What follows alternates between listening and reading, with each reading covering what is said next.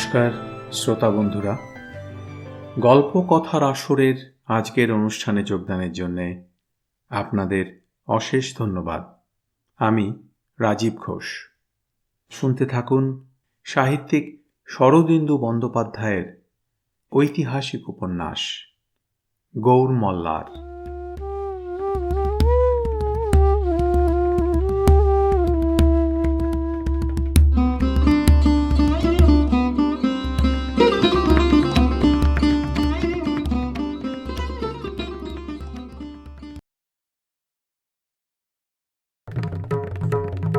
দশম পরিচ্ছেদ, শবরের আতিথ্য। বনের অভ্যন্তর সর্বত্র সমতল নয়, কোথাও কোথাও বৃহৎ পাথরের স্তূপ মাটি ঠেলিয়া মাথা তুলিয়াছে। দূর হইতে দেখিলে মনে হয় বহু পুরাকালে একদল দৈত্য কালো কালো পাথর সংগ্রহ করিয়া দুর্গ রচনায় প্রবৃত্ত হইয়াছিল। তারপর কি কারণে পাথরগুলাকে হুণ্ডমুণ্ড ফেলিয়া চলিয়া গিয়াছে। এইরূপ একটি প্রস্তর স্তূপের মধ্যে কচ্ছুর নির্জন গুহাগৃহ। এখানে অন্য কোনো মানুষের বসতি নাই। শুষ্ক শিলাকীর্ণ ভূমি, কিন্তু পাষাণপুঞ্জের ভিতর হইতে জলের একটি ক্ষীণ প্রস্রবণ নির্গত হইয়াছে। এই জলধারার দুই পাশে একটু হরিদাভা, দুই চারিটি গাছ। গাছগুলি বন্য গাছ নয়। বন এই স্থানটিকে চারিদিক হইতে ঘিরিয়া আছে, কিন্তু শিলাবুহ ভেদ করিতে পারে নাই। যে গাছগুলি জলধারার পাশে জন্মিয়াছে সেগুলি ফলের গাছ, কদলী, জাম্বুরা, কামরাঙা, ডালিম, শ্রীফল। তাছাড়া ঔষধি জাতীয় উদ্ভিদ ও কন্দ আছে, শিম্বি ও পুতিকা লতা আছে। এগুলি কচ্ছুর দুই বধূ রত্তি ও মিত্তির দ্বারা লালিত। রত্তি ও মিত্তি দুই সতীন, কিন্তু দুজনের মধ্যে অবিচ্ছেদ্য ভালোবাসা। দেখিতেও দুটিকে প্রায় একরকম, যেন একজোড়া সুঠাম সুন্দর হরিণ শিশু। কৃষ্ণ সারের ন্যায় আয়ত কোমল চক্ষু, অজিনের ন্যায় উজ্জ্বল কৃষ্ণ দেহবর্ণ, দেহে অটুট নিটোল যৌবন। বেশবাসও এক প্রকার, কোটিতটে বলকলের আচ্ছাদন, বক্ষ নিরাবরণ, গলায় গুঞ্জার মালা, চুলে সিন্দুরবর্ণ বনকুসুমের নর্মভূষা। সেদিন প্রদোষকালে রত্তি ও মিত্তি গুহার সম্মুখে জলপ্রণালীর বহমান ধারায় পা ডুবাইয়া বসিয়াছিল। আকাশে শুক্লপক্ষের আধখানা চাঁদ ফুটি ফুটি করিতেছে। দিনের শব্দ থামিয়া গিয়াছে, রাত্রির শব্দ এখনো আরম্ভ হয় নাই। দুই শবর যুবতী নীরের পাখির মতো অস্ফুট ভাষণে দুটি একটি কথা বলিতেছিল, কিন্তু তাহাদের চক্ষু ঘুরিয়া ফিরিয়া বনের কিনারায় সঞ্চরণ করিতেছিল। কচ্ছুর ফিরিবার সময় হইয়াছে। বনের ভিতরে চুচুর ডাক শোনা গেল, কিন্তু চুচুর ডাক স্বাভাবিক নয়, তাহাতে উত্তেজনা ও আতঙ্কের সংকেত মিশ্রিত রহিয়াছে। রত্তি ও মিত্তি চকিত শশঙ্ক দৃষ্টি বিনিময় করিয়া উঠিয়া দাঁড়াইল। সঙ্গে সঙ্গে দেখা গেল বনের আড়াল হইতে চুচু তীর বেগে বাহির হইয়া আসিল। তাহার পশ্চাতে এক দীর্ঘকায় গৌরকান্তি যুবক কচ্ছুকে কাঁধে লইয়া ছুটিয়া আসিতেছে। চুচু ছুটিতে ছুটিতে রত্তি ও মিত্তিকে দেখিয়া আবার উচ্চকণ্ঠে ডাকিয়া উঠিল। মিত্তি রত্তির হাত চাপিয়া ধরিয়া দ্রুত নিম্নকণ্ঠে বলিল, সাপ, জাত সাপ। বজ্র যখন কচ্ছুকে পয়ঃপ্রণালীর পাশে নামাইল, তখন কচ্ছুর জ্ঞান নাই। বজ্র এই এক ক্রোশ কণ্টকাকীর্ণ শিলাকর্কশ ভূমি কচ্ছুকে বহন করিয়া ছুটিয়া আসিয়াছে। পথে কোথাও বিশ্রাম করে নাই, তাহার সংজ্ঞাও লুপ্ত প্রায়। সে কচ্ছুর পাশে বসিয়া পড়িয়া শুষ্ক তালু হইতে কোনো প্রকারে শব্দ উচ্চারণ করিল, সাপ, সাপে কামড়েছে। এই সংবাদ রত্তি মিত্তির কাছে নূতন নয়। চুচুর ডাক হইতে পূর্বেই তাহারা জানিয়াছিল। কুকুরের ডাক সবর সবরীর কাছে যে বার্তা বহন করে, সভ্য মানুষের কাছে তাহা দুর্বোধ্য। রত্তি ও মিত্তি বৃথা বিলাপ করিল না, বজ্রের পানেও ফিরিয়া চাহিল না। নিঃশব্দ ক্ষিপ্রতার সহিত কচ্ছুর পরিচর্যা আরম্ভ করিল। কচ্ছুর চোখের পাতা তুলিয়া দেখিল, পায়ের অঙ্গুষ্ঠে সাপের দাঁতের দাগ পরীক্ষা করিল, ধরাধরি করিয়া তাহাকে পয়ঃপ্রণালীর অগভীর জলে শোয়াইয়া দিল। তারপর মিত্তি হরিণীর মতো ছুটিয়া একদিকে চলিয়া গেল। ইতিমধ্যে দিনের দীপ্তি নিঃশেষ হইয়াছে, চাঁদের আলো ফুটিয়াছে। রত্তি অন্তর্জল শয়ান কচ্ছুর পা হইতে ধনুকের ছিলা খুলিয়া ফেলিল। কচ্ছুর অঙ্গুষ্ঠে অধর সংযুক্ত করিয়া রক্তমক্ষণ করিতে লাগিল। কচ্ছু নড়িল না, অজ্ঞান হইয়া পড়িয়া রহিল। মিত্তি ফিরিয়া আসিল, তাহার হাতে কয়েকটা লতা পাতা ও শিকড় বাকড়। সে রত্তিকে ডাক দিয়া গুহায় প্রবেশ করিল এবং আগুন জ্বালিতে প্রবৃত্ত হইল। গুহার এক কোণে ভস্মাচ্ছদনের অন্তরালে অঙ্গার ছিল। মিত্তি ফুঁ দিয়া তাহা জ্বালাইয়া তুলিল। রত্তি কচ্ছুর দেহ অবলীলাক্রমে জল হইতে তুলিয়া লইয়া গুহায় প্রবেশ করিল। বজ্র বাহিরে বসিয়া দেখিতে লাগিল।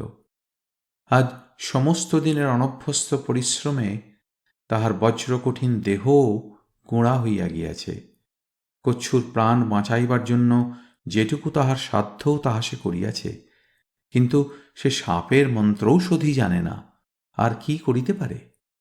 এখন কচ্ছুর ভাগ্য আর রত্তি মিত্তির গূঢ় বিদ্যার শক্তি। বজ্র জলস্রোতের পাশে অবনীত হইয়া অঞ্জলি অঞ্জলি জল পান করিল, তারপর শিলাপট্টের উপর শয়ন করিল। গুহার মধ্যে কচ্ছুর মুষ্টিযোগ আরম্ভ হইয়াছে। মিত্তি পাতা ও শিকড় চিবাইয়া অঙ্গুষ্ঠে বাঁধিয়া দিয়াছে। রত্তি ময়ূরের পালক আগুনে পুড়াইয়া কচ্ছুর নাকের কাছে ধরিতেছে, আর সেই সঙ্গে উভয়ে অস্ফুট কণ্ঠে অবিশ্রাম মন্ত্র আবৃত্তি করিয়া চলিয়াছে। এই দৃশ্য গুহামুখ হইতে দেখিতে দেখিতে বজ্র ঘুমাইয়া পড়িল। বনপ্রান্তে একপাল শৃগালের জাম ঘোষণার শব্দে বজ্র জাগিয়া উঠিল। রাত্রির মধ্যজাম, চন্দ্র অস্ত যাইতেছে। গুহার মধ্যে রক্তাভ আগুন জ্বলিতেছে। বজ্র উঠিয়া গিয়া দেখিল কচ্ছু তেমনি সংজ্ঞাহীন অবস্থায় পড়িয়া আছে।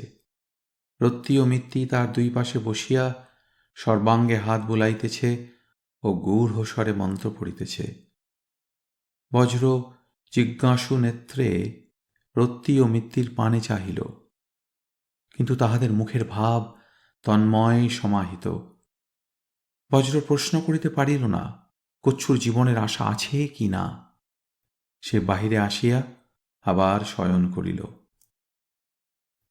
এবার যখন তাহার ঘুম ভাঙিল, তখন চারিদিকে পাখির কলরব, সূর্যোদয় হইতেছে। বজ্র চক্ষু মিলিয়া দেখিল রত্তি ও মিত্তি তাহার শিয়রে দাঁড়াইয়া আছে। তাহাদের নিকষ অঙ্গে নবারুণের সোনালি কষ লাগিয়াছে, চোখে মুখে ক্লান্তির জরিমা। রত্তির হাতে পত্রপুটে হরিণের মাংস, মিত্তির দুই হাতে দুটি পাকা ডালিম। ধর্মর করিয়া বজ্র উঠিয়া বসিল। কচ্ছু? উভয়ে শান্তি শিথিল কণ্ঠে হাসিল। বাঁচবে। বজ্র দ্রুত উঠিয়া গুহায় প্রবেশ করিল। দেখিল কচ্ছুর জ্ঞান হইয়াছে। সে শুইয়া শুইয়া মিটিমিটি চাহিতেছে। এই এক রাত্রে তাহার দেহ শুকাইয়া প্রেতাকৃতি হইয়া গিয়াছে। গালের চর্ম কুঞ্চিত, চক্ষু কোটরগত। বজ্র তাহার পাশে নতজানু হইয়া আনন্দ বিগলিত স্বরে ডাকিল, কচ্ছু। কচ্ছু শীর্ণ কম্পমান হাত দুটি তুলিয়া বজ্রের গলা জড়াইয়া লইয়া স্খলিত স্বরে বলিল, ভাই, তুমি আমার প্রাণ বাঁচিয়েছ। বজ্র বলিল, না না, তোমার বউরা তোমাকে বাঁচিয়েছে। রত্তি ও মিত্তি বজ্রের পিছনে আসিয়া দাঁড়াইয়াছিল। তাহার পানে চোখ তুলিয়া কচ্ছু ক্ষীণ হাসিল। তুমি কাঁধে তুলে এনেছিলে, তাই ওরা বাঁচাতে পারল। কাল থেকে তোমার কিছু খাওয়া হয়নি। আমি অতিথির সেবা করতে পারলাম না। রত্তি ও মিত্তি হরিণের মাংস ও ডালিম বজ্রের সম্মুখে রাখিল। কচ্ছু বলিল, খাও ভাই, আমি দেখি। বজ্রের যথেষ্ট ক্ষুধার উদ্রেক হইয়াছিল। সে খাইতে বসিল। রত্তি ও মিত্তি নিজেদের মধ্যে নিম্নস্বরে কি কথা বলিয়া বাহিরে চলিয়া গেল। বজ্র খাইতে খাইতে কচ্ছুর প্রতি স্নেহপূর্ণ দৃষ্টি নিক্ষেপ করিতে লাগিল। তাহার মনে হইল, কচ্ছু যেন তাহার কতদিনের পুরানো বন্ধু।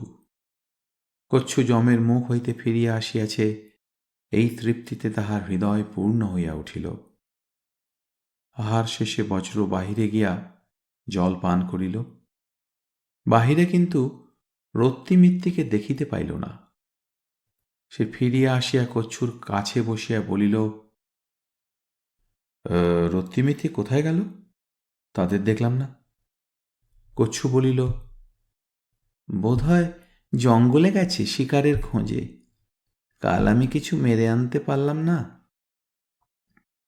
বজ্র তখন কচ্ছুর বুকের উপর হাত রাখিয়া বলিল, ভাই, আজ তবে আমি যাই। আমাকে কানসোনা যেতে হবে, অনেক দূরের পথ। কচ্ছু তার হাত চাপিয়া ধরিয়া কাতর স্বরে বলিল, বন্ধু, আজকের দিনটা থাকো। যদি যেতেই হয় কাল যেও। আমি তোমার সেবা করতে পারলাম না, আমার বউরা তোমার সেবা করুক। আমাদের সেবা না নিয়ে যদি চলে যাও, তাহলে তাহলে কচ্ছু রক্ষী কঠোর জলে ভরিয়া উঠিল। ভালো, কালই যাব। বজ্র নির্বন্ধ করিল না। তাহার হাত পা এখনো আড়ষ্ট হইয়া আছে, গায়ের ব্যথা মরে নাই। একদিনের বিলম্বে কি ক্ষতি হইবে? দ্বিপ্রহরে রত্তি ও মিত্তি ফিরিয়া আসিল, সঙ্গে কয়েকটা নধর বন্য কুক্কুট। তাহারা বনে ফাঁদ পাতিয়া আহার্য সংগ্রহ করিয়াছে। অতঃপর কুকুরার মাংস রন্ধন হইলে সকলে একসঙ্গে আহারে বসিল। বজ্র একাই 2টা কুকুরা উদরস্থ করিল। কচ্ছু অল্প একটু খাইল। আহারান্তে বজ্র কচ্ছুর পাশে লম্বা হইল। রত্তি ও মিত্তি তাহার 2 প্রান্তে আসিয়া বসিল। মিত্তি পা টিপিতে আরম্ভ করিল। রত্তি মাথায় হাত বুলাইয়া দিতে লাগিল। বজ্র একটু আপত্তি করিল, কিন্তু তাহারা শুনিল না। তখন বজ্র পরম আরামে গার্হ নিদ্রায় অভিভূত হইল। রত্তি ও মিত্তি রাত্রে ঘুমায় নাই। তাহারাও অল্পকাল মধ্যে বজ্রের 2 প্রান্তে ঢুলিয়া ঘুমাইয়া পড়িল। অপরাহ্নে বজ্র যখন জাগিয়া উঠিল, তখন তাহার দেহের গ্লানি দূর হইয়াছে। কচ্ছু শরীরে অনেকটা বল পাইয়াছে এবং নিজের চেষ্টায় উঠিয়া বসিয়াছে। 3 জনে ধরাধরি করিয়া তাহাকে গুহার বাহিরে প্রস্তরপট্টের উপর বসাইয়া দিল। পশ্চিমে সূর্য তখন বনানীর শীর্ষ স্পর্শ করিয়াছে। কচ্ছুর 2 পাশে তাহার 2 স্ত্রী গা ঘেঁষিয়া বসিল। বজ্র তাহাদের সম্মুখে কিছু দূরে বসিল। সকলের মুখেই প্রীতি গদগদ হাসি। তাহাদের দেখিয়া বজ্র ভাবিতে লাগিল, কি মধুর ইহাদের জীবন। এই 3টি আদিম নরনারীর মধ্যে কি নিবিড় ভালোবাসা। ঈর্ষা নাই, স্বার্থপরতা নাই, ক্ষুদ্রতা নাই, আছে শুধু অফুরন্ত প্রাণের প্রাচুর্য। রত্তি ও মিত্তি কচ্ছুর কানের কাছে গুনগুন করিয়া গান গাহিতে লাগিল। গানের কথাগুলি তেমন স্পর্শ নয়, কিন্তু ভাঙা ভাঙা জংলা সুর কখনো স্নেহে আর্দ্র, কখনো চটুল হাসিতে লুটাইয়া পড়িতেছে। কচ্ছুর নবজীবন লাভে তাহারা কত সুখী হইয়াছে, তাহাই যেন তাহাদের কণ্ঠের কাকলিতে প্রকাশ পাইল। গান শেষ হইলে তাহারা কচ্ছুর দুই কাঁধে মাথা রাখিয়া নীরব হইল। সবরীদের এই অকুণ্ঠ প্রণয়লীলা দেখিয়া বজ্র একটু লজ্জা পাইল, কিন্তু মনে মনে মুগ্ধও হইল। ইহারা যেন পাখির জাত, লজ্জা জানে না। ক্রমে সন্ধ্যার ছায়া নামিয়া আসিল। কচ্ছু তখন বজ্রকে সম্বোধন করিয়া বলিল, ভাই, কাল সকালে তুমি চলে যাবে। তুমি শুধু আমাদের অতিথি নয়, আমার প্রাণদাতা। আমি বনের মানুষ, কি দিয়ে তোমার পূজা করব? আমার দুই বউ আছে, এদের মধ্যে যাকে তোমার ভালো লাগে তাকে তুমি নাও। আজ রাত্রির জন্য সে তোমার বউ। কচ্ছুর ইঙ্গিতে রত্তি ও মিত্তি আসিয়া বজ্রের সম্মুখে বসিল এবং তাহার মুখের কাছে মুখ আনিয়া মধুর হাস্য করিল। তাহাদের সরল মুখে মলিনতার চিহ্ন মাত্র নাই। তাহাদের সহজ প্রীতি তাহারা অর্পণ করিতে চায়, বন্ধুজনকে প্রীত করিতে চায়। বজ্র ক্ষণেক হতভম্ব হইয়া রহিল, তারপর উচ্চকণ্ঠে হাসিয়া উঠিল। রত্তি ও মিত্তির হাত ধরিয়া তুলিয়া তাহাদের কচ্ছুর পাশে বসাইয়া দিয়া বলিল, কচ্ছু, তোমার বউ তোমারই থাক, আমার দরকার নেই। কচ্ছু আহত স্বরে বলিল, ওদের কাউকে ভালো লাগে না? দুজনকেই ভালো লাগে, ওদের তুলনা নেই। কিন্তু বজ্র কচ্ছুর সম্মুখে বসিল। গুঞ্জার মুখ তাহার চোখের উপরে ভাসিয়া উঠিল। আবেগ মথিত মুখ, তীব্র প্রেম তৃষ্ণা ভরা চোখ দুটি। বজ্র গাঢ় স্বরে বলিল, আমার বউ আছে, তাকে গ্রামে রেখে এসেছি। অন্য বউ আমার দরকার নেই। বজ্রের বউ আছে শুনিয়া রত্তি ও মিত্তি কৌতূহলী চক্ষে চাহিল। কচ্ছু কিন্তু বড় নিরাশ ও মনক্ষুণ্ণ হইল। পরদিন প্রাতঃকালে বজ্র কচ্ছুর নিকট বিদায় লইল। কচ্ছু আজ বেশ সুস্থ হইয়াছে, কিন্তু বেশি দূর পথ হাঁটিতে পারিবে না। তাই রত্তি ও মিত্তি বজ্রকে পথ দেখাইয়া বনের প্রান্তে রাজপথ পর্যন্ত পৌঁছিয়া দিয়া আসিবে। কচ্ছু বজ্রকে আলিঙ্গন করিয়া বলিল, বন্ধু, তোমার সঙ্গে আর বোধহয় কখনো দেখা হবে না। আমি বনের মানুষ, তুমি লোকালয়ের মানুষ, কিন্তু যতদিন বেঁচে থাকব তোমাকে ভুলব না, তুমিও আমাদের ভুলো না। যদি কোনোদিন দরকার হয় মনে রেখো, এই জঙ্গলে তোমার 3 জন বন্ধু আছে। কচ্ছু গুহার দ্বারে চুচুকে লইয়া দাঁড়াইয়া রহিল। বজ্র বাহির হইয়া পড়িল। এইখানে বলিয়া রাখা ভালো যে বজ্রের সহিত এই শবর দম্পতির ইহজীবনে আর সাক্ষাৎ হয় নাই। বজ্রকে লইয়া রত্তি ও মিত্তি পূর্ব দিকে চলিল। আবার বন আরম্ভ হইল, তেমনি প্রদোষ ছায়াচ্ছন্ন ঘন বনানী। তাহার মধ্যে 2 চঞ্চলা সবর যুবতী অভ্রান্তভাবে পথ চিনিয়া চলিল। প্রায় 2 ঘটিকা চলিবার পর তাহারা এক রাজপথে আসিয়া উপনীত হইল। উত্তর দক্ষিণে পথ, তাহার অপর পারে কলর্মী চঞ্চলা ভাগীরথী। এই রাজপথের উল্লেখ পূর্বে করিয়াছি। উত্তরে মহাকোশল হইতে তাম্রলিপ্তি পর্যন্ত ইহা ভুজঙ্গের ন্যায় বক্ররেখায় পড়িয়া আছে। রত্তি বজ্রের হাতে একটি লতা দিয়া বাঁধা পাতার মোড়ক দিল, বলিল, খাবার আছে, খেও। আবার ওই দিকে চলে যাও, কানসোনায় পৌঁছবে। আচ্ছা। রত্তি ও মিত্তির মুখে এক ঝলক মিষ্ট হাসি খেলিয়া গেল। তারপর তাহারা দুইটি বিচিত্র নীল প্রজাপতির ন্যায় আবার বনের মধ্যে মিলাইয়া গেল। একাদশ পরিচ্ছেদ। জয়নাগ। বজ্র রাজপথ ধরিয়া দক্ষিণ দিকে চলিতে আরম্ভ করিল। এক পাশে বিপুল বক্ষা জাহ্নবী, অপর পাশে নিবিড় কুন্তলা বনানী, মাঝখানে প্রস্তর খচিত উচ্চ পথ যেন সন্তর্পণে দুই দিক বাঁচাইয়া চলিয়াছে। আকাশে প্রখর রৌদ্র, কিন্তু ভাগীরথীর জলস্পর্শী শীতল বায়ু মন্দ মন্দ প্রবাহিত হইয়া পথিকের পথক্লেশ নিবারণ করিতেছে।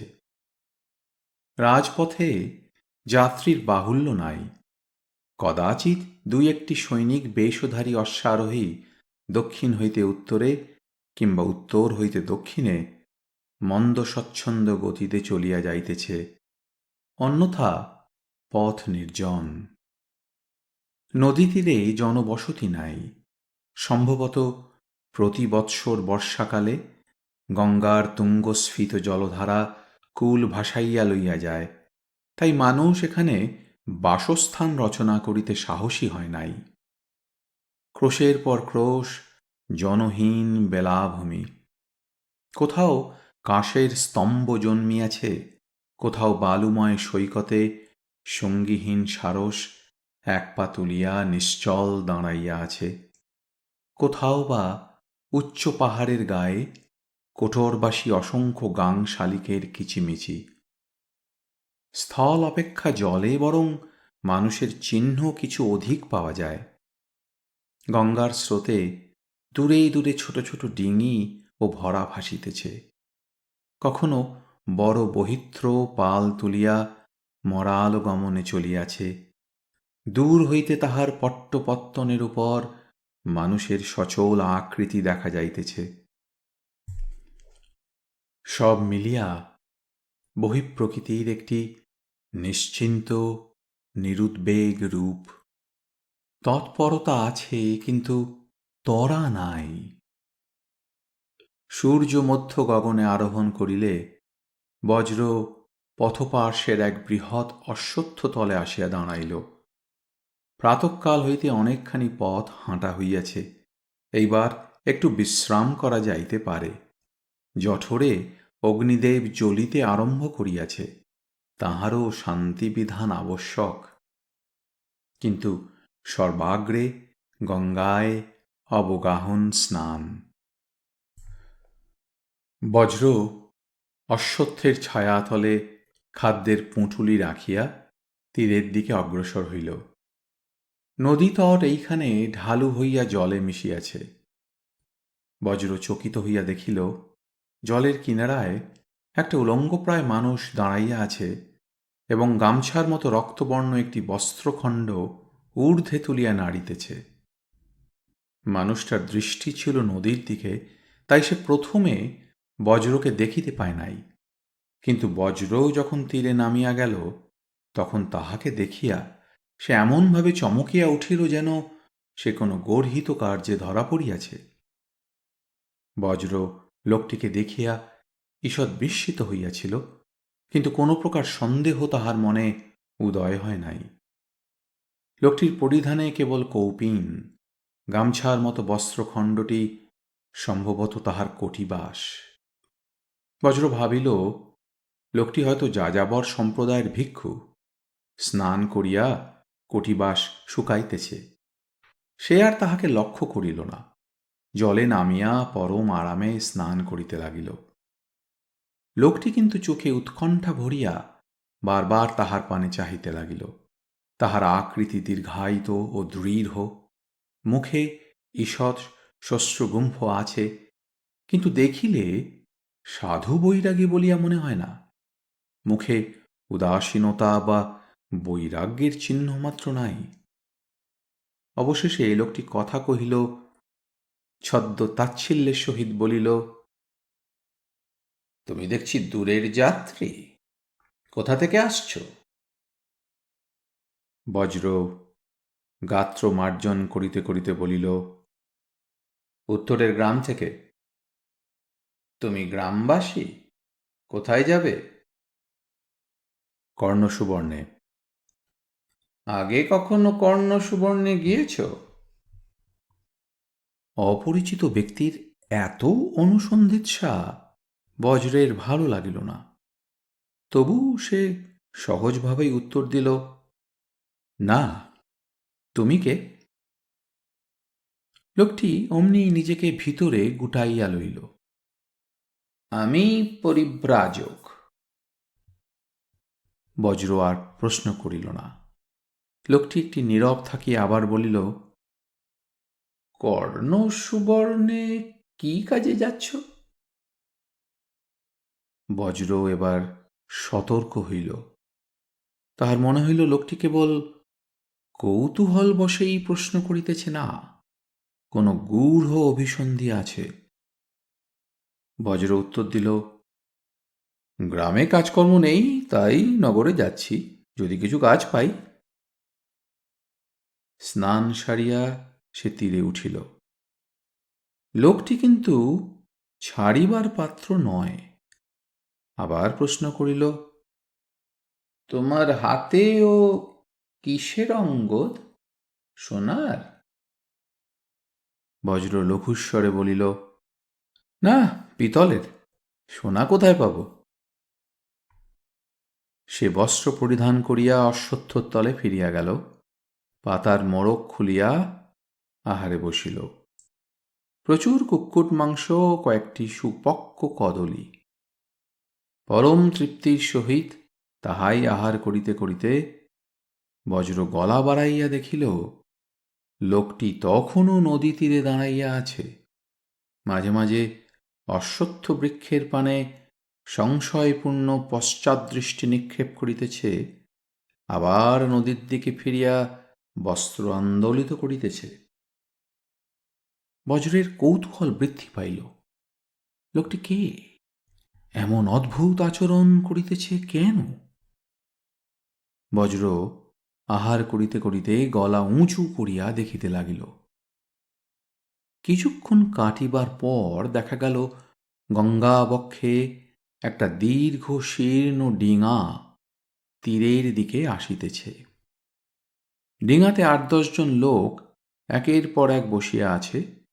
চারিটি দাঁড়ের আঘাতে ডিঙা হিংস্র হাঙরের ন্যায় ছুটিয়া আসিতেছে।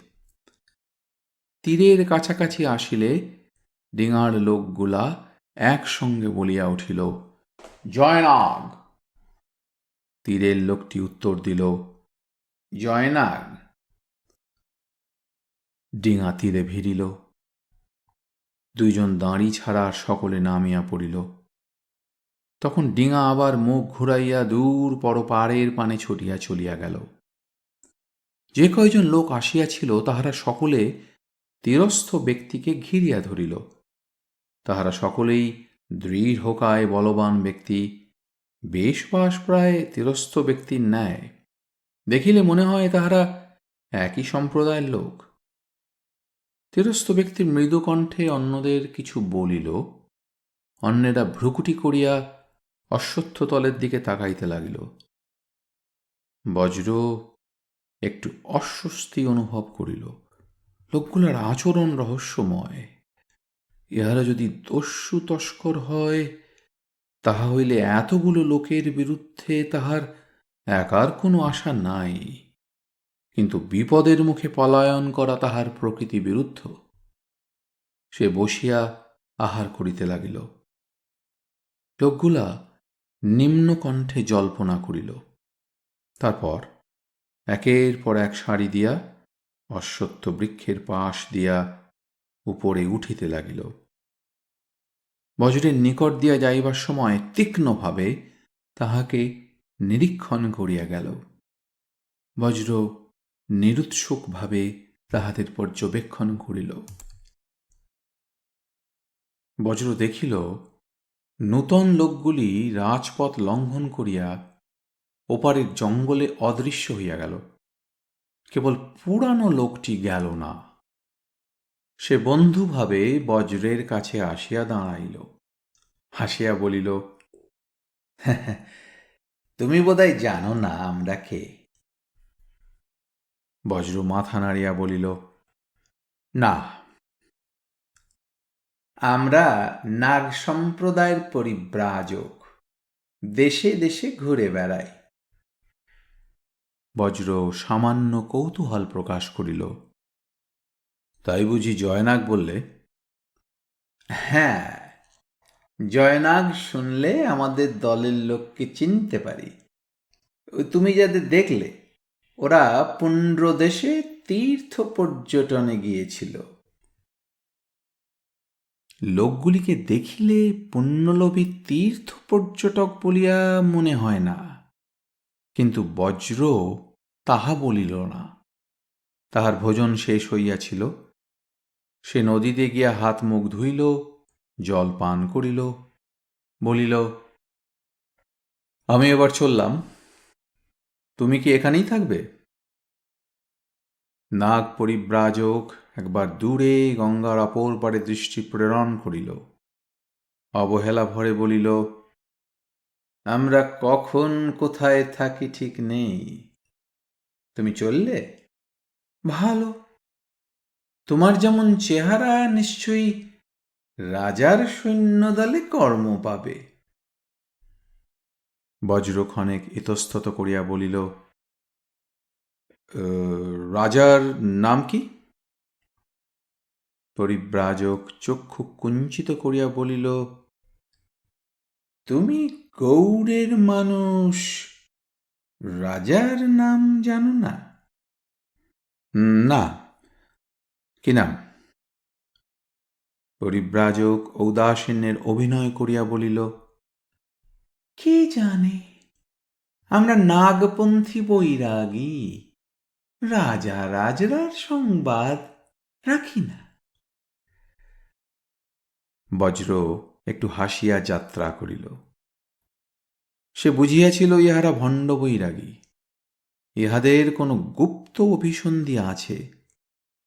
কিন্তু কি অভিসন্ধি তাহা অনুমান করা তাহার সাধ্য নয়।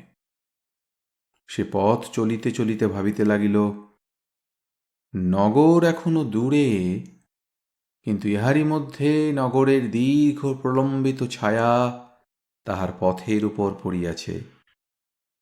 নদী যতই সাগরের কাছে আসিতে থাকে, সাগরের সান্নিধ্য ততই তাহার সর্বাঙ্গে স্পন্দন শিহরণ জাগাইয়া তোলে। বজ্র দূর হইতে তেমনি নগররূপী মহাজলধির গভীর স্পন্দন নিজ অন্তরে অনুভব করিল। গ্রাম ও বনের অকপট ঋজুতা আর নাই। জনসমুদ্রের কুটিল নক্রসংকুল আবর্ত তাহাকে টানিতে আরম্ভ করিয়াছে। গঙ্গা তীরের এই রহস্যময় ঘটনা যেন তাহারই ইঙ্গিত দিয়া গেল। কর্ণ সুবর্ণ ক্রমে নিকটবর্তী হইতে লাগিল। পথপার্শ্বের বন শেষ হইয়া মাঠ আরম্ভ হইল। দিগন্তের কাছে মহানগরীর হর্ম্যচূড়া দেখা গেল। তারপর রাক্ষসী বেলায় বজ্র কর্ণ সুবর্ণের উপকণ্ঠে এক বিশাল সংঘারামের নিকট আসিয়া পৌঁছিল। পশ্চিম দিগন্তে তখন রক্তমশি দিয়া রাত্রি ও দিবার মধ্যে সন্ধিপত্র স্বাক্ষরিত হইতেছে। বজ্র দেখিল, রাজপথ ও গঙ্গার মধ্যবর্তী স্থানে বহু বিস্তীর্ণ ভবন উচ্চ প্রাচীর দিয়া বেষ্টিত। ইহাই রক্তমৃত্তিকার বৌদ্ধ বিহার ও সংঘারাম, চলিত ভাষায় রাঙা মাটির মঠ। নগরের উপকণ্ঠেই বটে, কিন্তু বিশাল সংঘারাম ব্যতীত লোকালয় বেশি নাই, কেবল আশেপাশে দুই তিনটি ক্ষুদ্র বিপণী। নগর হইতে যাহারা সংঘে পূজা দিতে আসে, পূজা দিয়া আবার নগরে ফিরিয়া যায়। সংঘে প্রায় 500 বৌদ্ধ ভিক্ষু বাস করেন, কিন্তু স্থানটি নির্জন, শব্দহীন। এখানে সকল কার্যই নিঃশব্দে অলক্ষিতে সম্পাদিত হয়। সংঘারামের প্রশস্ত তোরণদ্বারের সম্মুখে দাঁড়াইয়া বজ্র ভিতরে দৃষ্টিপাত করিল। কবাটহীন তোরণদ্বার দিয়া সংঘভূমি দেখা যাইতেছে, কিন্তু সেখানে লোকজন কেহ নাই, দ্বারে দাঁড়িয়েও নাই। বাহিরে বিপণিগুলির আগর বন্ধ। দোকানীরা সন্ধ্যার পূর্বেই দোকান বন্ধ করিয়া নগরে ফিরিয়া গিয়াছে। সংঘদ্বারের দুই পাশেই দুইটি দ্বীপ ও স্তম্ভ। সেকালে মঠ মন্দির প্রভৃতির অগ্রে উচ্চ দ্বীপ ও স্তম্ভ রচনার রীতি ছিল। ইষ্টক নির্মিত স্তম্ভের সর্বাঙ্গে ক্ষুদ্র ক্ষুদ্র কোটর থাকিত। পূজা পার্বণের সময় কোটরগুলিতে দ্বীপ জ্বালিয়া উৎসবের শোভাবর্ধন হইত। বজ্র ঈষৎ বিভ্রান্তভাবে ইতস্তত দৃষ্টিপাত করিতে করিতে সহসা দেখিতে পাইল, একটি দ্বীপ ও স্তম্ভ মূলে একজন লোক দাঁড়াইয়া আছে। তাহার বামপদ দক্ষিণ জানুষ্ঠির ওপর স্থাপিত, দুই হাতে যষ্টিতে ভর দিয়া এবং মস্তকটি বাহুর উপর রাখিয়া সে সারস পক্ষীর ন্যায় এক পায়ে দাঁড়াইয়া ঘুমাইতেছে। বজ্র তড়িৎ পদে তাহার নিকটবর্তী হইতেই লোকটি চক্ষু মেলিল, দুই পায়ে দাঁড়াইল ও হাই তুলিল, তুড়ি দিয়া বলিল, জয়নাগ। বজ্র আজ দ্বিতীয়বার জয়নাগ শুনিল। সে চমকিয়া দাঁড়াইয়া পড়িল। মানুষটিকে আপাদ মস্তক নিরীক্ষণ করিয়া দেখিল বলবান হৃষ্টপুষ্ট লোক, কিন্তু মুখে ধূর্ততা মাখানো। বজ্র কোনো প্রশ্ন করিবার পূর্বেই সে বলিল, কে বাপু তুমি, কাঁচা ঘুম ভাঙিয়ে দিলে? বজ্র বলিল, আমি পথিক, কর্ণসুবর্ণে যাব। নগর এখান থেকে কত দূর? লোকটি মিটিমিটি চাহিয়া বলিল, ক্রোশ 2 হবে, আলোয় আলোয় নগরে পৌঁছতে পারবে না। রাত্রে পান্থশালায় কি আশ্রয় পাব না? তুমি যদি নতুন লোক হও, রাত্রে পান্থশালা খুঁজে পাবে না। তবে উপায়? উপায় তো সামনেই রয়েছে, মঠে ঢুকে পড়ো, আহার আশ্রয় 2 পাবে। কিন্তু মঠে তো কাউকে দেখছি না। হ্যাঁ, ভেবেছ কি মঠ খালি? 500 ন্যাড়া মাথা আছে, তবে ভারী শান্তশিষ্ট, ভিতরে গেলেই দেখতে পাবে। লোকটির কথা বলিবার ভঙ্গি লঘুতা ব্যঞ্জক। বৌদ্ধদের প্রতি তাহার বিশেষ শ্রদ্ধা আছে বলিয়া মনে হয় না। বজ্র সঙ্ঘের দিকে পা বাড়াইয়া একটু ইতস্তত করিয়া বলিল, তুমি কি এখানেই রাত কাটাবে? সঙ্ঘ যাবে না? লোকটি আবার এক পা তুলিয়া ঘুমাইবার উদ্যোগ করিল, বলিল, আমার চূন্য ভেব না, জয়নাগ। বজ্র প্রশ্ন করিল, জয়নাগ কাকে বলে? ও একটা মন্তর বলিয়া লোকটি চক্ষু মুদিল। বজ্র ভাবিতে ভাবিতে সংঘদ্বার দিয়া ভিতরে প্রবেশ করিল। এই অদ্ভুত লোকটা নাগ সম্প্রদায়ের লোক, তাহাতে সন্দেহ নাই। আগন্তুক পান্থদের মধ্যে তাহার দলের কেহ আছে কিনা জানিবার জন্য এই কূট কৌশল অবলম্বন করিয়াছে। কিন্তু কেন, কিসের জন্য এই চাতুরীপূর্ণ কপটতা? কিন্তু এই চিন্তা বজ্রের মস্তিষ্কে অধিকক্ষণ স্থায়ী হইল না। সংঘভূমির দৃশ্য তাহার চিত্ত আকর্ষণ করিয়া লইল।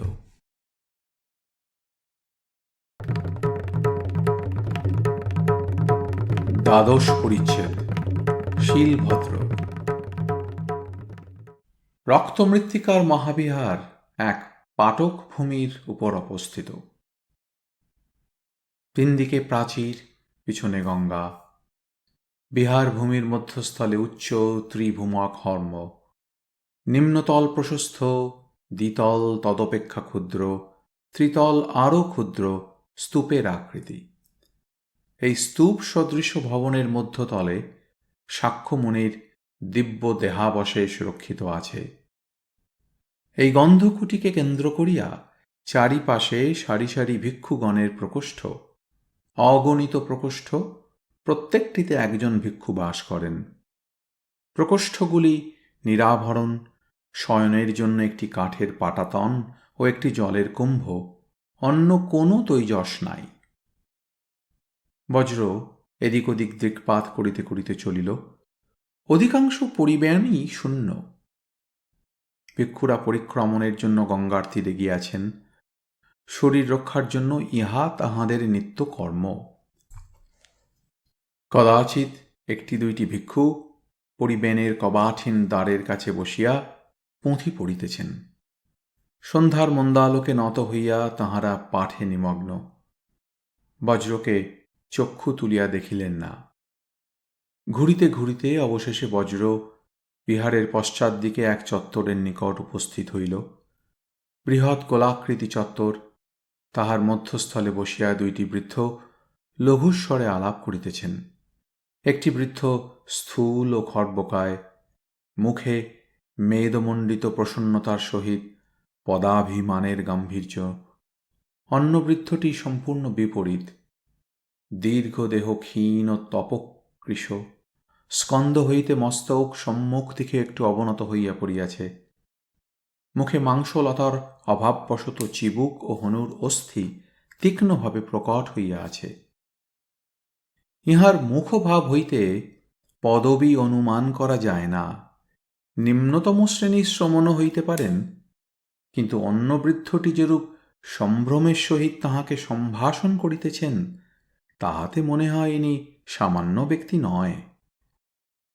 বজ্র চত্বরের প্রান্তে গিয়া দাঁড়াইলে দুইজনে চক্ষু তুলিয়া তাহার পানে চাহিলেন। তাহাদের বাক্যালাপ স্থগিত হইল। বজ্র সসম্ভ্রমে তাহাদের সম্বোধন করিল। মহাশয়, আমি দূরের পান্থ, কর্ণ সুবর্ণে যাব। আজ রাত্রির জন্য সঙ্ঘে আশ্রয় পাব কি?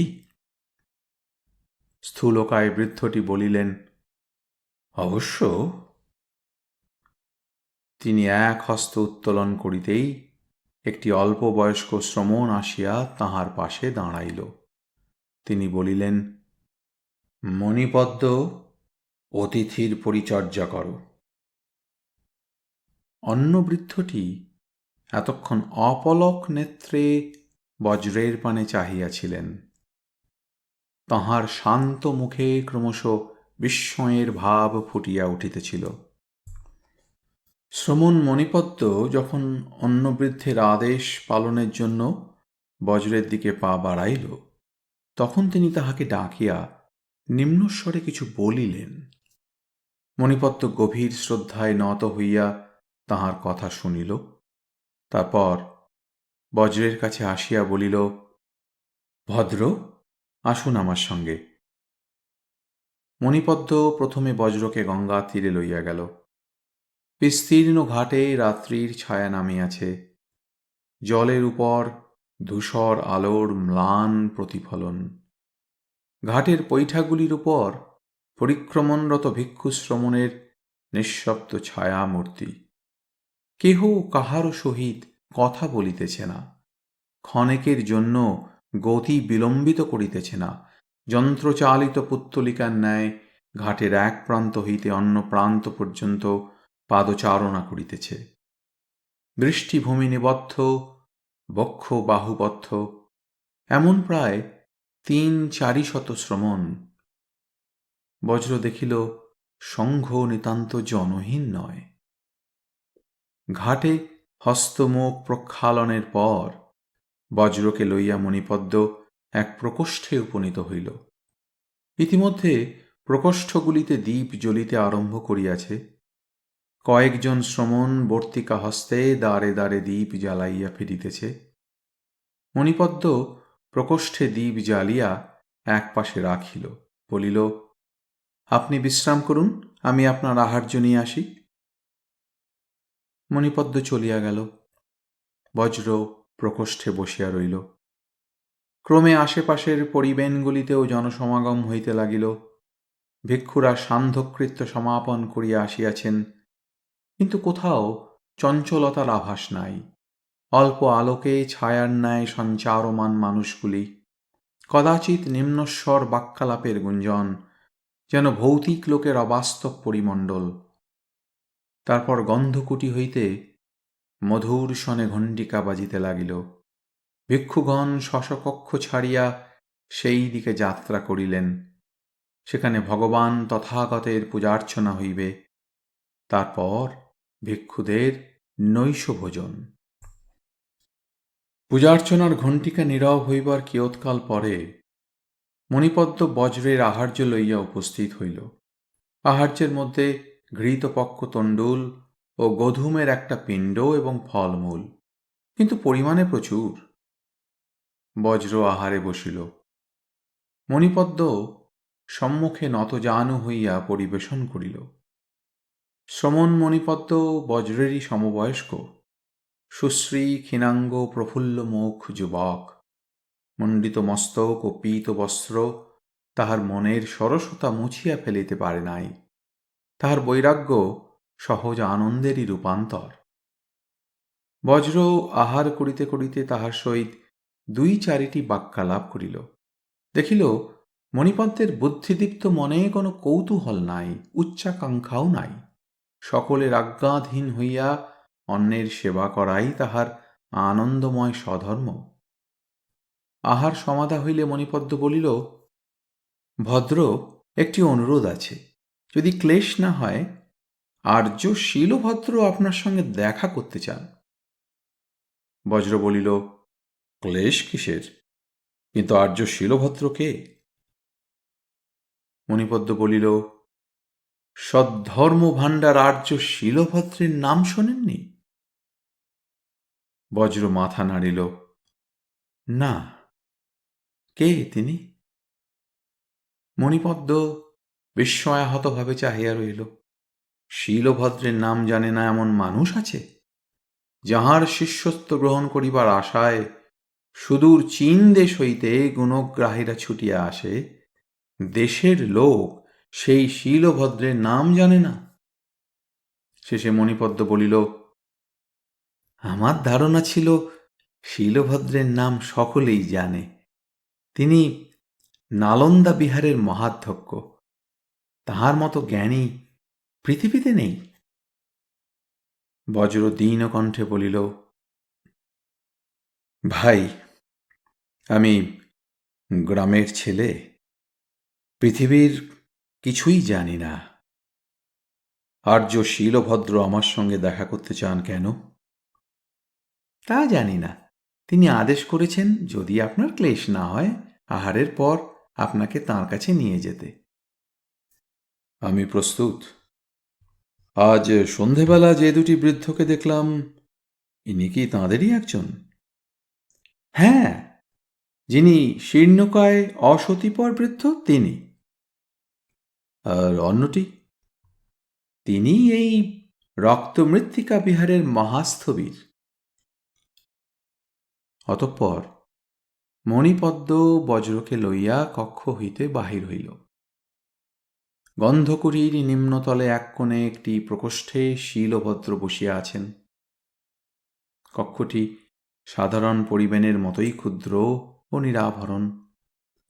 শীলভদ্র দ্বীপের সম্মুখে বসিয়া একটি তালপত্রের পুঁথি দেখিতেছিলেন। 80 বৎসর বয়সেও তাঁহার চোখের জ্যোতি ম্লান হয় নাই। বজ্র ও মণিপদ্ম তাহার দ্বার প্রান্তে আসিয়া দাঁড়াইলে তিনি মণিপদ্মকে বলিলেন, মণিপদ্ম, তুমি এবার আহার করো গিয়ে। আজ রাত্রে তোমার সেবার আর প্রয়োজন নেই বৎস।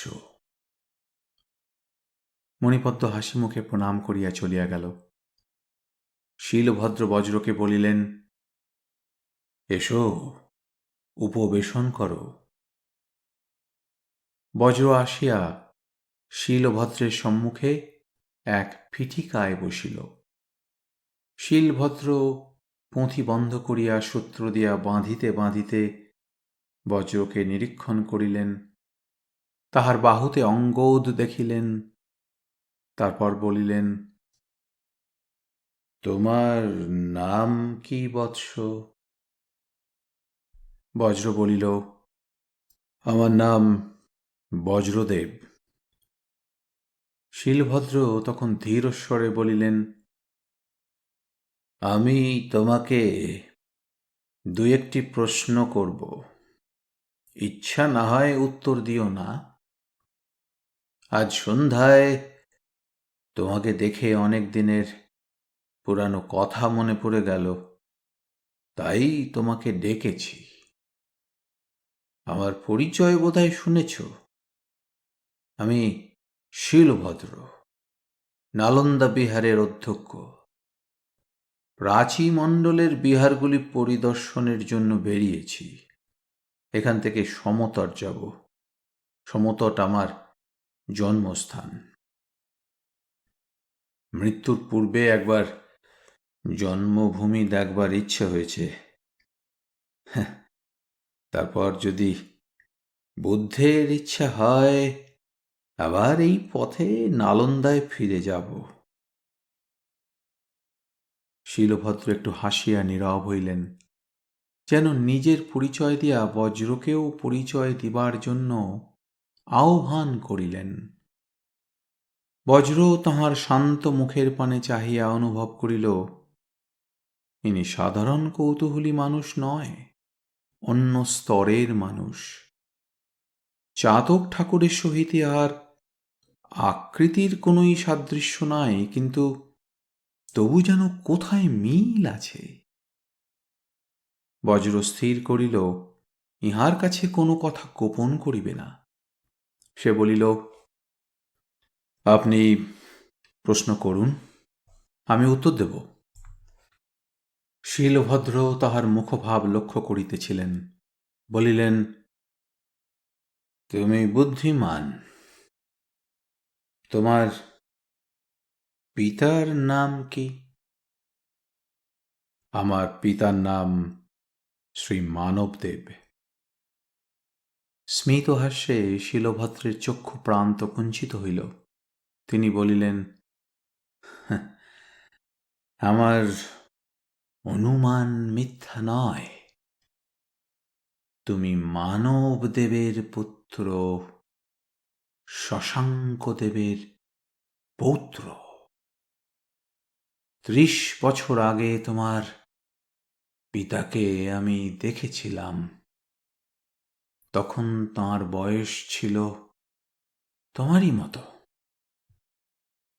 বজ্র ব্যগ্রস্বরে জিজ্ঞাসা করিল, আমার পিতা কোথায়? তিনি কি এখন গৌড়ের রাজা নয়? শীলভদ্র করুণ নেত্রে চাহিয়া বলিলেন, না, কিন্তু আগে তুমি আমার প্রশ্নের উত্তর দাও। তোমার প্রশ্নের উত্তর আমি পরে দেব। শীলভদ্রের প্রশ্নের উত্তরে বজ্র নিজ জন্ম ও জীবন কথা মাতার মুখে যেমন শুনিয়াছিল সমস্ত অকপটে বলিল। কর্ণ সুবর্ণে আসার উদ্দেশ্যও প্রকাশ করিল। শুনিয়া শীলভদ্র দীর্ঘকাল নীরব রহিলেন।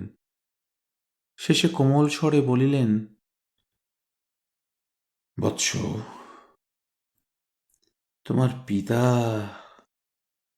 জীবিত নেই। তুমি কর্ণ সুবর্ণে যেও না। সেখানে এমন লোক এখনো জীবিত আছে যারা তোমার পিতাকে চিনত। তোমাকে দেখলে মানবদেবের পুত্র বলে চিনতে পারবে। সেটা তোমার পক্ষে শুভ হবে না। তুমি তোমার গ্রামে ফিরে যাও। আর তুমি যে মানবদেবের পুত্র এ কথাটা গোপন রাখার চেষ্টা করো। বজ্র বলিল, কিন্তু আপনি কি স্থির জানেন আমার পিতা জীবিত নেই? শীলভদ্র বলিলেন, তোমার পিতার সম্বন্ধে যা জানি বলছি। ৩০ বছর আগে শশাঙ্কদেব গৌড়ের রাজা ছিলেন। মানবদেব ছিলেন যুবরাজ। তখন হর্ষবর্ধনের সঙ্গে শশাঙ্কদেবের যুদ্ধ চলছে। হর্ষবর্ধন ছিলেন বৌদ্ধ। তাই যুদ্ধের উত্তেজনায় শৈবধর্মী শশাঙ্ক গৌড়ের বৌদ্ধদের উপর কিছু উৎপীড়ন আরম্ভ করেছিলেন। এই সংবাদ পেয়ে আমি নালন্দা থেকে গৌড়ের রাজসভায় শশাঙ্কদেবের সঙ্গে সাক্ষাৎ করতে আসি। তার সঙ্গে আমার দীর্ঘ আলোচনা হয়। যুবরাজ মানবদেবও আলোচনায় যোগ দিয়েছিলেন। তিনি আমার পক্ষ সমর্থন করেছিলেন। ফলে আমি সিদ্ধ মনোরথ হয়ে নালন্দায় ফিরে যাই। শশাঙ্ক তারপর আর কারো ধর্মের উপর হস্তক্ষেপ করেননি। তোমার পিতার সঙ্গে সেই একবার মাত্র আমার সাক্ষাৎ। তারপর ৩০ বছর কেটে গেছে, কিন্তু আজ তোমাকে দেখেই তার মুখ স্মরণ হয়েছিল। যা হোক, এই ঘটনার 10 বছর পরে শশাঙ্কদেব দেহ রক্ষা করলেন। মানব রাজা হলেন।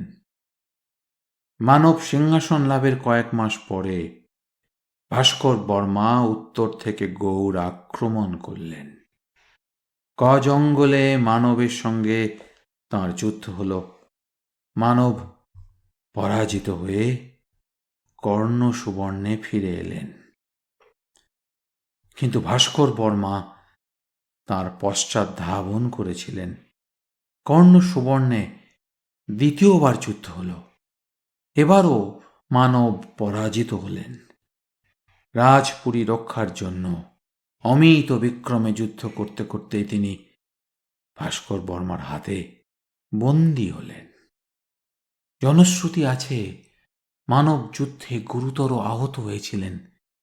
সেই রাত্রেই তাঁর মৃত্যু হয়। তারপর তাঁর মৃতদেহ রাজপুরীর প্রাকার থেকে গঙ্গার জলে ফেলে দেওয়া হয়। শীলভদ্র নীরব হইলে বজ্রও বহুক্ষণ কথা বলিল না। এইভাবে তাহার পিতার জীবনান্ত হয়। তাই তিনি মাতার কাছে প্রতিশ্রুতি রক্ষা করিতে পারেন নাই। কিন্তু বজ্র জিজ্ঞাসা করিল, এখন রাজা কে? ভাস্কর বর্মা? শীলভদ্র বলিলেন, না, কয়েক বছর হল ভাস্কর বর্মার মৃত্যু হয়েছে। এখন তার পুত্র অগ্নিবর্মা রাজা। ক্ষণেক নীরব থাকিয়া বলিলেন, ভাস্কর বর্মাও ধর্মে শৈব ছিলেন এবং বিদ্যানুরাগী সজ্জন ছিলেন। অগ্নিবর্মা শুনেছি ঘোর নরাধাম, কিন্তু তার আর বেশি দিন নয়। বেশি দিন নয় কেন? অগ্নিবর্মা ইন্দ্রে আসক্ত, কুকর্ম নিরত, রাজকার্য দেখে না। এই সুযোগ নিয়ে দক্ষিণের এক রাজা গৌড়দেশ গ্রাস করার ষড়যন্ত্র করছে। ইতিমধ্যে দণ্ডভুক্তি গৌড়ের অধিকার থেকে কেড়ে নিয়েছে, কিন্তু অগ্নিবর্মার কোনো দিকেই লক্ষ্য নেই। দেশের যখন সর্বনাশ উপস্থিত হয় তখন রাজারা বুদ্ধিভ্রষ্ট হন। আজ গৌড় পুণ্ড্র সমতট সর্বত্রই এই দেখছি। শাসন শক্তিহীন রাজারা রমণীর মতো পরস্পর কোন্দল করছেন, নয় বিলাস ব্যসনে গা ঢেলে দিয়েছেন।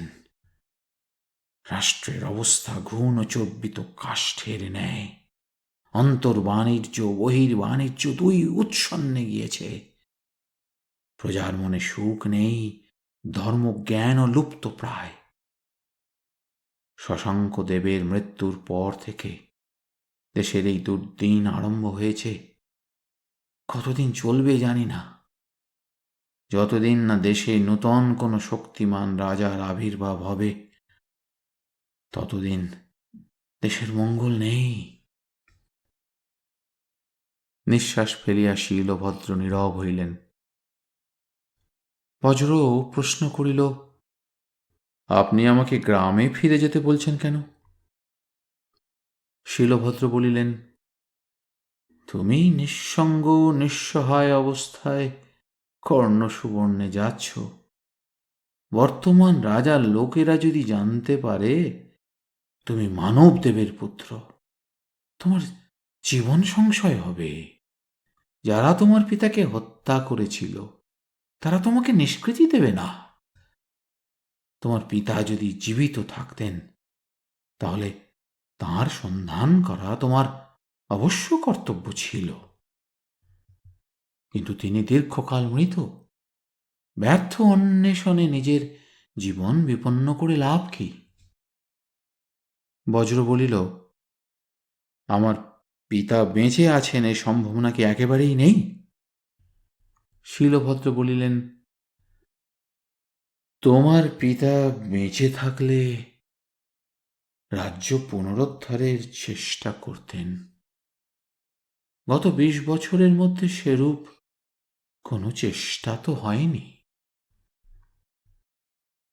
সুদীর্ঘ নীরবতার পর বজ্র ধীরে ধীরে বলিল,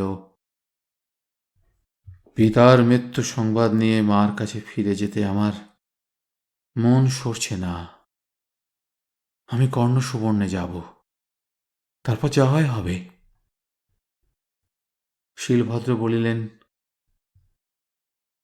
আর একটা কথা আছে। কর্ণ সুবর্ণে রাষ্ট্র বিপ্লব আসন্ন। জয়নাগের জাল গুটিয়ে আসছে। হঠাৎ একদিন সমরানল জ্বলে উঠবে, কর্ণ সুবর্ণ অগ্নিকুণ্ডে পরিণত হবে। তুমি বাহিরে আছো, ইচ্ছে করে অগ্নিকুণ্ডে ঝাঁপিয়ে পড়বে কেন? জয়নাগ যে কোনো মুহূর্তে মাথা তুলতে পারে। আবার জয়নাগ? বজ্র চকিত হইয়া বলিল, জয়নাগ কে? যে রাজা গৌড় দেশ অধিকার করবার চক্রান্ত করছে, তার নাম জয়নাগ। বজ্র নাগদের সম্বন্ধে যে সন্দেহ করিয়াছিল তাহা আরও দৃঢ় হইল, কিন্তু এ বিষয়ে শীলভদ্রের সহিত আলোচনা করিবার স্পৃহা তাহার হইল না। সে করজোরে বলিল, আপনার সহৃদয়তা ভুলব না, আজ আজ্ঞা করুন। শীলভদ্র জিজ্ঞাসা করিলেন, কর্ণ সুবর্ণে যাবে?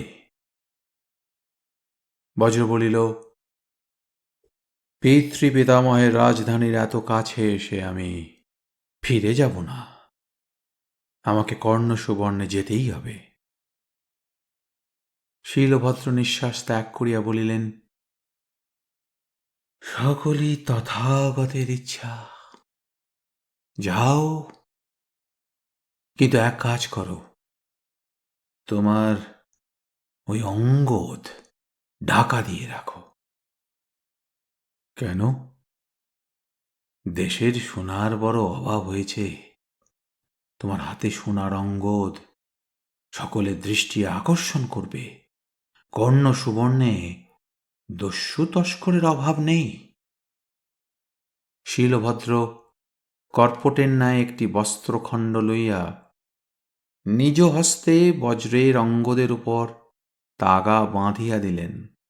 বলিলেন, যদি নগরে অর্থাভাব হয়, কোনো স্বর্ণকারের কাছে গিয়ে অঙ্গদ থেকে সোনা কেটে বিক্রয় করো, অন্যথা অঙ্গদ কাউকে দেখিও না। অরাজকতার দেশে সাধুও তস্কর হয়।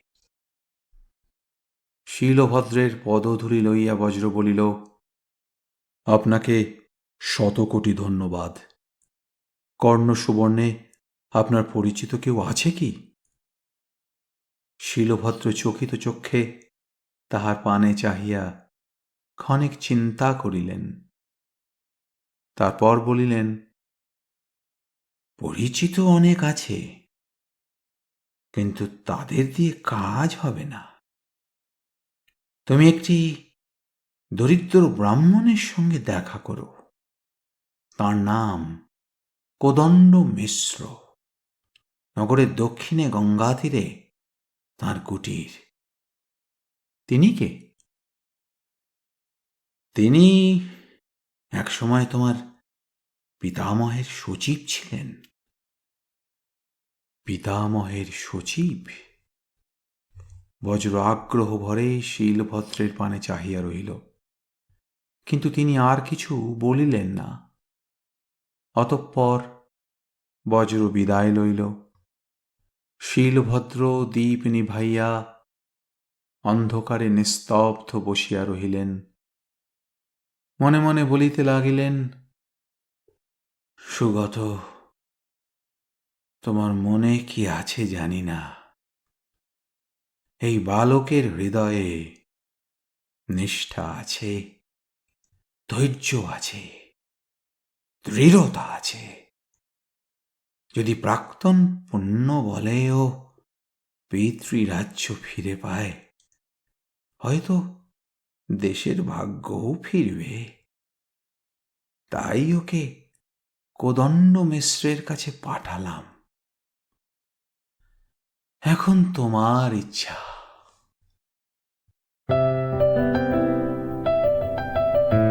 আপনাদের মতামত আমাদের জানাতে ভুলবেন না কিন্তু শ্রোতা বন্ধুরা। আমাদের ওয়েবসাইট golpokotharasor.org, GOLPOKOTHARASOR.org।